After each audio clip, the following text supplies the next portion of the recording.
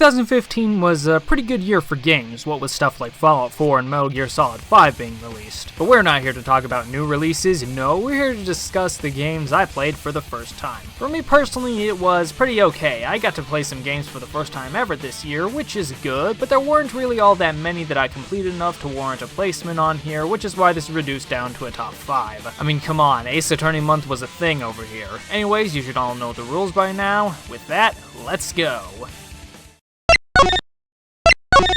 So yeah, here's something pretty shocking. 2015 was the first time I played Smash 4. I only got the game because Lucas was announced for DLC, and I can say that it was a pretty good choice. Granted, it's only the 3DS version, but come on, you gotta start somewhere. Anyways, this game was the absolute hype back in 2014 when it first came out. It's Smash on the run. What's not to like? Sure, some of you may just see it as the $40 demo that tends to get thrown around a lot, but I really see it more as a taste to the bigger meal at hand. Sure, there's a lot more content to the Wii U version, but Smash 3DS still has a few things going for it where it's more than worth your time. The main highlight is Smash Run, where you run around one gigantic stage for 5 minutes and gather power-ups from enemies, chests, and any others that are just floating around. Then once that's over, you and the 3 other fighters you selected go one on one and face each other with the power-ups you gathered added to your stats. Plus it's got some 3DS exclusive stages that help differ it from its much more powerful version. That's about it for differences, but everything else the 3DS version did went over to the Wii U.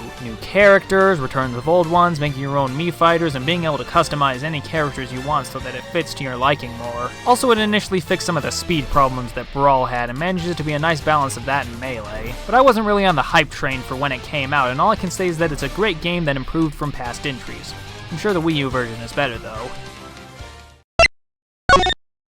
Another game that I was pretty late for the bandwagon was Icarus Uprising. I'd seen some pretty positive things about this game from various countdown makers in the past, saying things like it's got some pretty good bosses and it's just plain fucking hilarious. And for about 50% of that, they were right. The dialogue of these characters is just wonderful to listen to, through the likes of Pit, Veriti, Palutena, Dark Pit, and everyone's favorite, Hades. But the bosses, on the other hand, I wasn't exactly the biggest fan of. The only ones that I really liked were Huge Raw, Dark Pit, the Lightning Chariot, and Hades. The rest were pretty problematic to me because they were either too hard or too easy. For those of you who don't know, at the start of each level, you set the difficulty of it, and when you die, it lowers. And because I didn't want to just breeze through the game, I amped up the difficulty each stage, which often led to my death when I fought the boss, so it lowered back down automatically, which made things pretty easy. Which leads to my next point, the controls. They can be pretty uncomfortable to use at times, especially when you use the stylus like I did, essentially setting the corner of the 3DS into your palm so it's got somewhere to rest so you're not holding it with one hand. And it's because of the controls that I met my untimely demise quite a number of times. But you can get used to them eventually. Might take a while, but eventually. They work pretty well for the flying stages, but on land is where things get a bit iffy. However, the design of the land sections are worth traveling through, so that evens it out. Also, being able to use various different weapons and experiment with each class to see which one is right for you is pretty nice as well. The game has its problems, but the positives of the characters, dialogue, the surroundings, and the different weapons make up for the game's lacking features.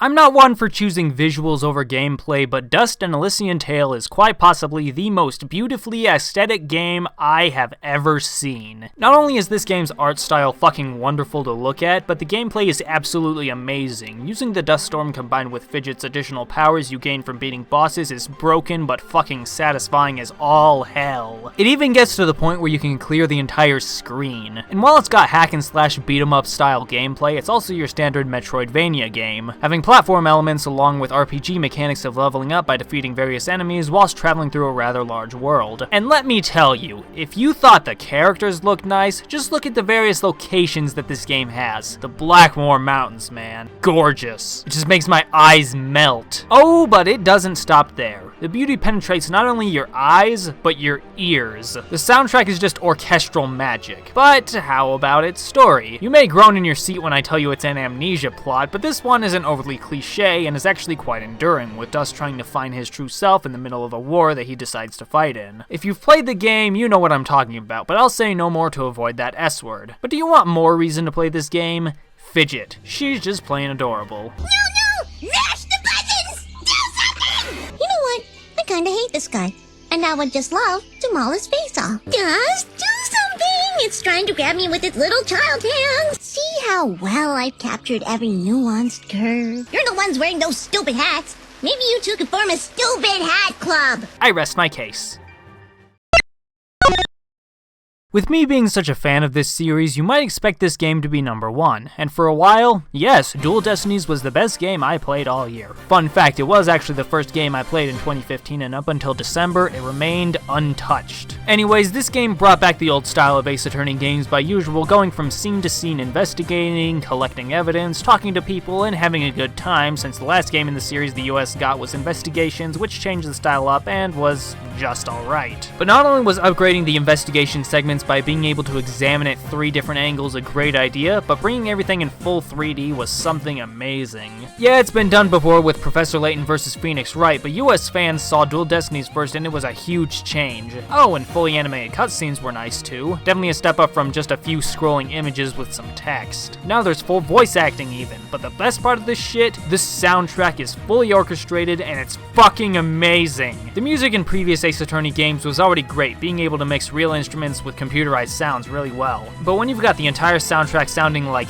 this,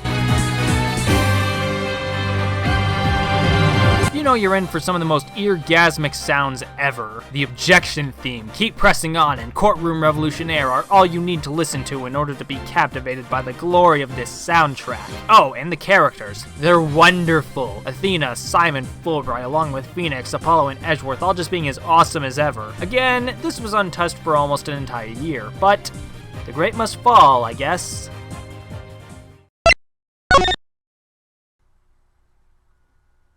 Was it gonna be anything else?